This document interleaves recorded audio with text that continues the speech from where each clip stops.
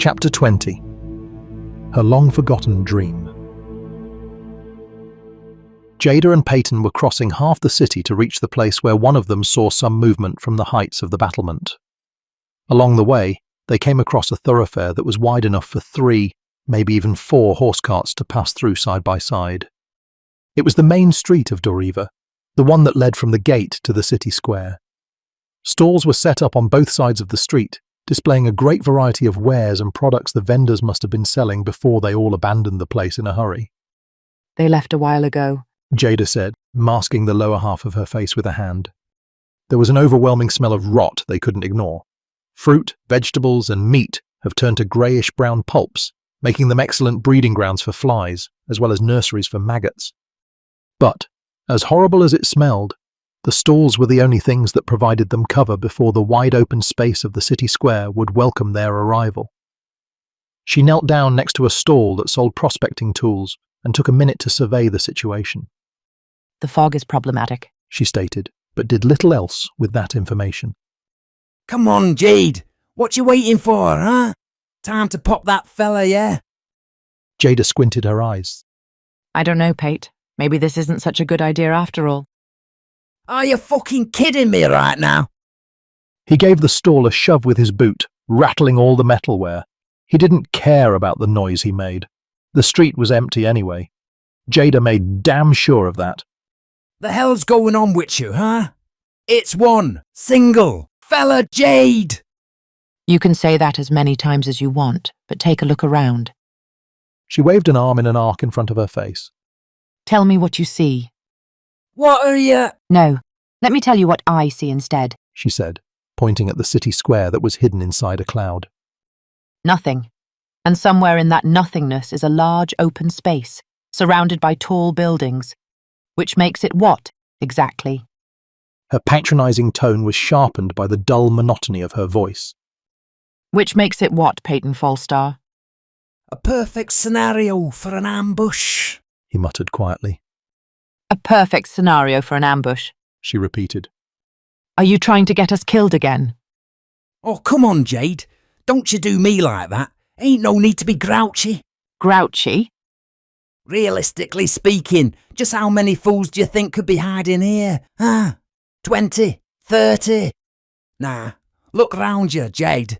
Smells like my grandma's toes up in here. Ain't none been here for days. What you thinking, huh? They all just sit there in them buildings and are letting all this food and shit go to waste. Nah, nuh-uh. Ain't make no goddamn sense. Jada didn't respond. What Peyton said made more sense to her than she cared to admit. With Doriva's main gate sealed, an apple was likely worth more than its size in gold. You really bring out the worst in me, She finally said, and moved closer to the city square for a better look. She narrowed her eyes and carefully scanned the windows and rooftops, looking for any signs of archers and weavers. Nah, Jade, I'm trying to wake you the fuck up. You've been acting like a silly bitch ever since we got here, and quite honestly, that fucking terrifies me. Yeah, we might get jumped, so fucking what? We Peyton Jade. One is Serenti Hill's strongest and the other's Ap's fucking lightning from her fingers. A heavy sigh left her mouth in the form of a cloud. I told you it's Jade and Pate and not the other way around. She forgot what she was about to say next when her eyes landed on a fountain in the middle of the square. It seemed to lure her closer and she was powerless to resist. We take a quick look, but I'm telling you right now, if we see no one, we head back to the siblings. I don't want them thinking we've run into trouble. Yeah. Lest we upset the children. He turned to Jada with a beaming grin, but she already started moving toward the centre of the square. She was staring at the marble depiction of an old, veiny tree with great fascination. Somehow, seeing the statue made her thoughts go back to her long-forgotten dream. And just as she was starting to remember what the dream was about, she felt a hand on her shoulder that shocked her out of her thoughts. What? She turned around and hissed. The strong reaction made Peyton flinch. You aight, girl. She quickly composed herself and flicked her head to the building Peyton pointed out earlier. Go on ahead. I'll be with you in a minute. You sure? I ain't in no rush or whatever. I can wait if you wanna. Jada flicked her head again. Just go already. It's just one fellow, right? Right. He said and turned his head to the maroon building at the far end of the square. His eyes lit up when he saw the wooden sign in the shape of a shield and 2 crossing swords overhanging the entrance. Even though the fog obscured most of his vision, Peyton would recognize that sign with his eyes closed. Ava's tits, he mumbled in delight. It was the shop of the local blacksmith he had heard so much about. Supposedly, Vadim Shimmerylock had once been the supplier of the Malaki Royal Guard's armaments before he was banished. Peyton simply couldn't pass up the chance to inspect the wares of a true master of the craft. He giddily trotted to the 3-story building and placed his hands on the wooden door. He leaned in to listen for a minute or two, but when only silence fell on his ears, he twisted the door handle. Ah, yes. Popper's home, he whispered when the door creaked open without any resistance. It was pitch black inside the shop, and within just a few steps, Peyton already managed to cause a ruckus by knocking over a stack of crates. The metalware clattered on the limestone tiles, creating a cacophony of noises that made even the worst thunderstorms sound like feeble whimpers. In a flash, he reached for his priceless falchion that most experts only appraised at 5 measly pieces of silver. He swallowed the lump in his throat without making a sound and turned into a statue for a good minute. When it remained silent, he finally felt confident enough to loosen his grip on the hilt. Can't see nothing up in here, he grumbled and knelt down, noisily rummaging through the crates he just knocked over. Ah, I knew they don't call you Vadim Deathbringer for no reason. He ran his fingers over the edge of a blade with a smile and stuck the dagger under his belt. Nothing like those arrows on the battlement. He then picked up a spiked mace and held it in front of his face with a peculiar frown. Huh, so unsophisticated. What kind of savage came with the marvellous idea to order this lowbrow, bangarang shit from a motherfucking genius, huh? Nah, we ain't having that up in here. Are we, Master Vadim? He tossed the heavy steel on the floor with a clang. Orders cancelled, you fuckface. Bye-bye. After a moment or two, Jada walked into the shop. She didn't say anything, but shook her head in a mixture of sheer disbelief and disappointment when she saw Peyton knelt down on the floor, sticking all kinds of sharp objects under his belt. She squatted down behind him and kept her eyes fixed on her long-time comrade for a while. He was debating the value of a strange, star-shaped weapon he held in his hand, but after a long and careful deliberation, deemed it childish and frivolous. Jada listened at length to what sounded like a deranged soliloquy for far longer than her patience allowed, and finally smacked him in the back of the head with a stiff open palm. Oi, fuck me, Jade! The hell's your problem? Strut off like that again and I'll end you the next time. The fuck you're babbling about? You told me yourself to go on ahead. No, I did not. What I said was, Man, this is bullshit! He got up and flung the star-shaped weapon against a wooden mannequin in a corner.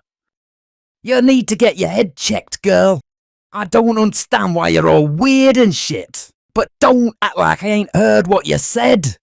God damn, you've been nothing but a famished squirrel on my nuts this entire night. This place is dead, yeah?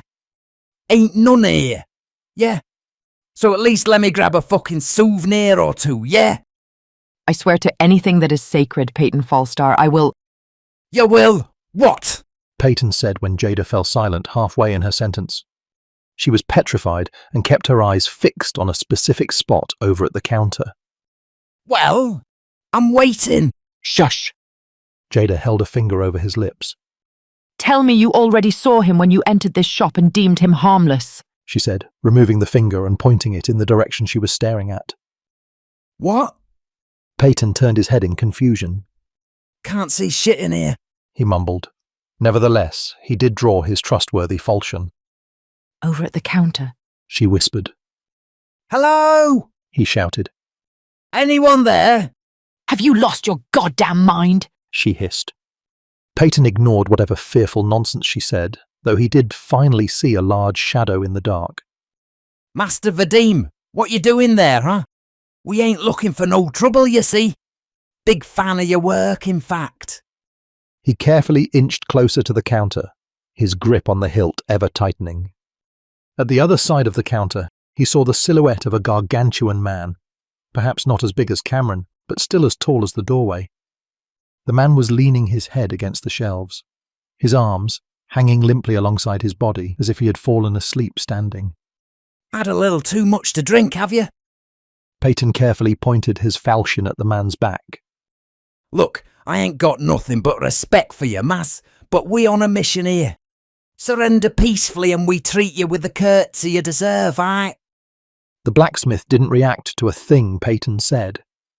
He stayed motionless and barely even seemed to breathe. Only the tiny clouds leaving his mouth showed signs that he was alive at all. Now what? Peyton asked in a whisper without taking his eyes off the giant. Maybe it's a trap, Jada said. It's too dark to risk a scuffle in an enclosed space. Well, perhaps if you spark up a light, we can see what we're dealing with. She sighed, but knew that Peyton was right. Now that they actually encountered someone up close, it was too risky not to engage. Even the captain and lieutenant would agree. Without too much effort, she conjured an orb of light within her palm.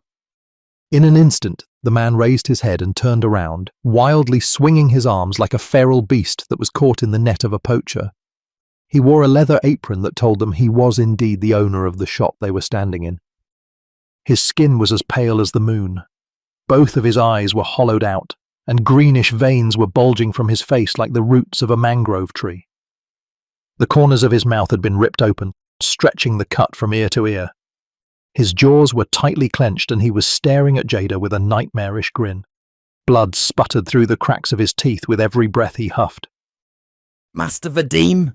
Peyton asked, but wasn't planning on waiting for a response, and drove his falchion into the lower abdomen of the gigantic blacksmith. Vadim seemed completely unaffected by the attack and launched himself over the counter like a leaping frog with Peyton's priceless falchion still stuck in his guts. The sudden outburst caught Jada by surprise, and she could barely evade the blacksmith's snapping jaws.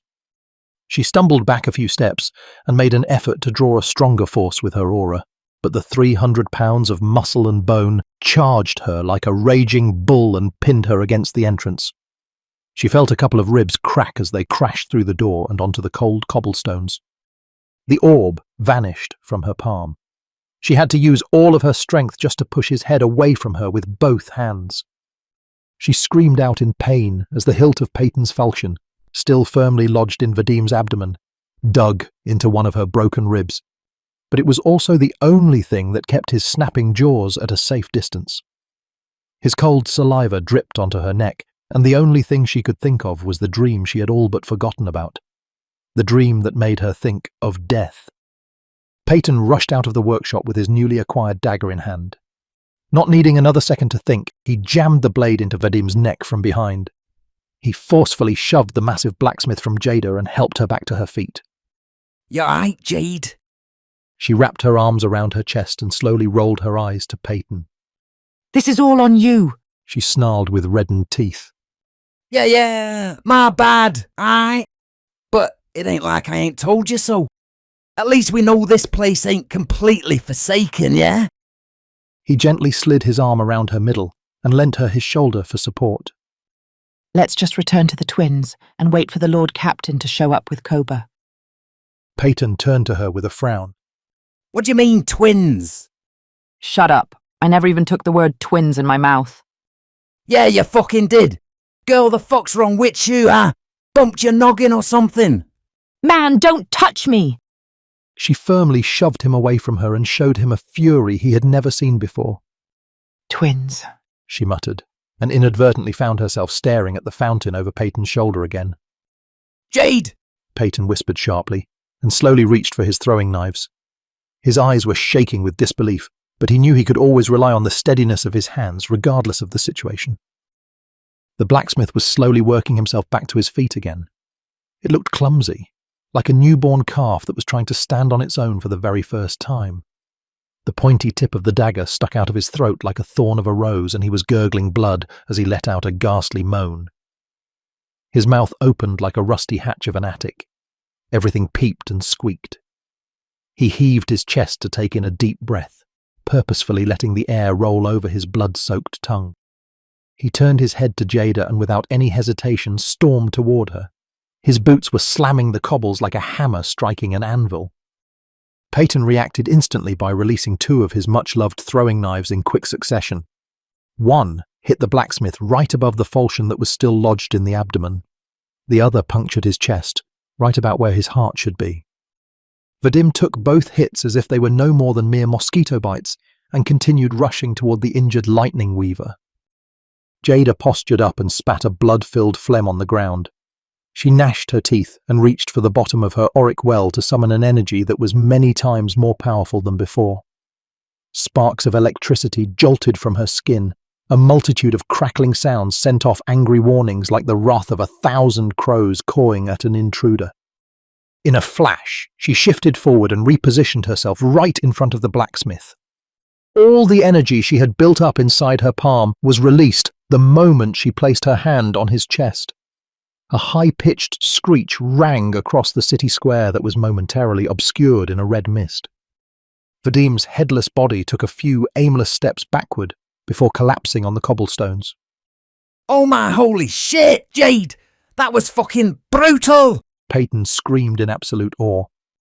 Jada heaved a laborious sigh and gingerly clutched her chest with a grimace.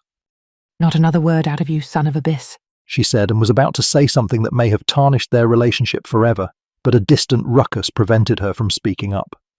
They ducked down behind the fountain in a hurry and listened to the rapidly approaching chaos.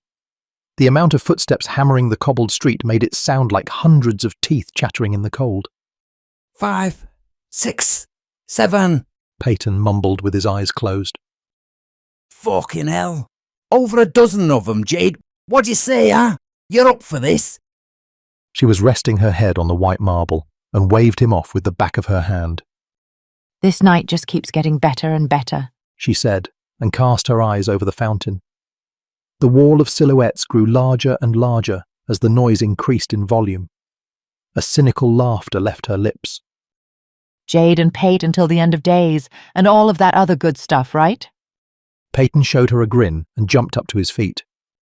You best believe, girl, He said, and yanked his priceless falchion from the fallen blacksmith.